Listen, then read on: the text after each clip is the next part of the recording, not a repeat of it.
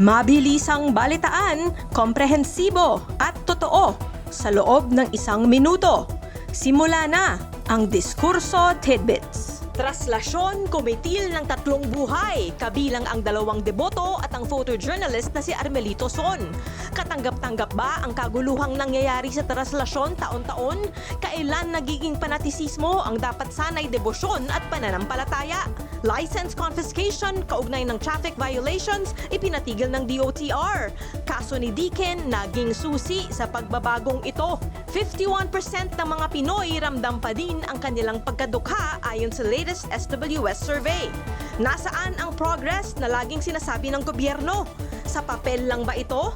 ICE officer na bumaril sa isang babae sa immigration raid sa Minneapolis, kasal pala sa isang Pinay. Marami ngayon ang kumikwestiyon sa matinding kontradiksyon ng pagbubunyag na ito. Balitang mabilis, komprehensibo at totoo. Yan ang Diskurso Tidbits. Basahin ang tungkol sa lahat ng yan at sa marami pang ibang nakatutuwa at makabuluhang balita sa diskurso.ph.